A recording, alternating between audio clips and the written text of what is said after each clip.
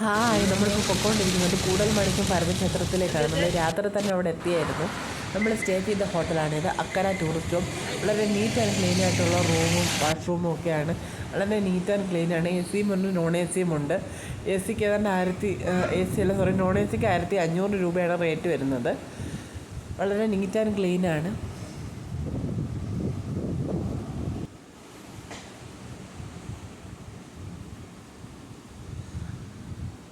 അപ്പോൾ നമ്മൾ എല്ലാവരും ഫ്രഷായി അമ്പലത്തിലേക്ക് പോവുകയാണ്. അപ്പോൾ നമ്മൾ ഏകദേശം അമ്പലത്തിനടുത്ത് എത്താറാവുന്നുണ്ട്. അമ്പലത്തിലെത്തി വണ്ടി പാർക്ക് ചെയ്ത് ഇറങ്ങാൻ പോവാണ്. അപ്പോൾ എല്ലാവരും അമ്പലത്തിന് അകത്തേക്ക് കയറുകയാണ്. നമ്മൾ കയറുമ്പോൾ തന്നെ ഇടത് സൈഡിലായിട്ടൊരു കൗണ്ടറും വലത് സൈഡിലൊരു കുറച്ച് വഴിപാടുകളുടെ ഡീറ്റെയിൽസും കാണാം.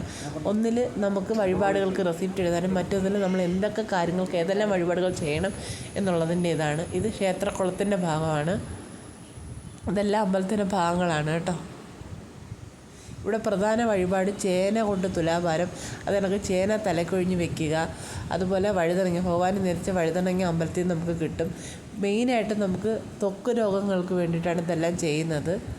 അതുപോലെ ശ്വാസം മുട്ടുണ്ടെങ്കിൽ നമ്മളിതുപോലെ മീനൂട്ട് ചെയ്തിട്ട് ക്ഷേത്രക്കുളം ഒരു പ്രാവശ്യം വലം വെച്ച് വരണം. പിന്നെ ക്ഷേത്രക്കുളത്തിൻ്റെ ഒരു പ്രത്യേകത, ഇവിടെ കരിമീൻ മാത്രമേ ഉള്ളൂ ഇതിനകത്ത്. ഈ ക്ഷേത്രക്കുളത്തിനകത്ത് കരിമീൻ മാത്രമേ ഉള്ളൂ.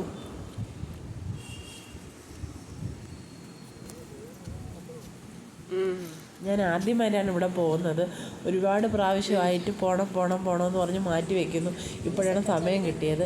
ഇവിടെ തുലാഭാരം നടക്കുന്ന സ്ഥലമാണ്. അതുപോലെ തന്നെ അവിടെ കാണുന്ന ആ ഭഗവാന്റെ ഫോട്ടോ ചിരട്ട കൊണ്ടുണ്ടാക്കിയതാണ് കേട്ടോ. നമ്മൾ ദർശനമെല്ലാം കഴിഞ്ഞിട്ട് നിൽക്കുകയാണ്.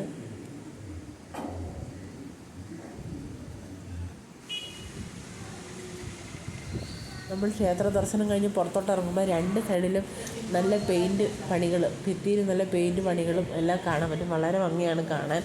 അതുപോലെ തന്നെ നമ്മളെ കൂടൽമാണിക്യം ക്ഷേത്രത്തോട് ചേർന്ന് തന്നെ ഒരു ചെറിയ ഗണപതി ഭഗവാന്റെ ക്ഷേത്രമുണ്ട്. അവിടെയും തൊഴുതെങ്കിൽ മാത്രമേ നമ്മളെ ദർശനം പൂർത്തിയാവത്തുള്ളൂ. അപ്പോൾ നമ്മൾ അവിടെയും തൊഴുതിട്ട് പെട്ടെന്ന് തന്നെ ഇറങ്ങി. കാരണം നേരത്തെ തലേദിവസമേ യാത്ര ചെയ്ത് വന്നതുകൊണ്ടും രാവിലെ ഒരു ചായ മാത്രമേ കുടിക്കാൻ പറ്റുള്ളൂ. അപ്പോൾ എല്ലാവർക്കും വിശപ്പായതുകൊണ്ട് തന്നെ നമ്മൾ അടുത്തുള്ള ഹോട്ടൽ വൃന്ദാവനത്തിൽ കാപ്പി കുടിക്കാൻ കയറി. വളരെ നല്ല ബ്രേക്ക്ഫാസ്റ്റ് ആയിരുന്നു. നമ്മളെ വീട്ടിലെ പോലെ തന്നെ ടേസ്റ്റി ആയിട്ടുള്ള ഇഡ്ഡലി, സാമ്പാർ, നെയ് റോസ്റ്റ്, മസാല ദോശ, ചായ എല്ലാം നല്ല ടേസ്റ്റി ഫുഡും നല്ല സർവീസുമായിരുന്നു.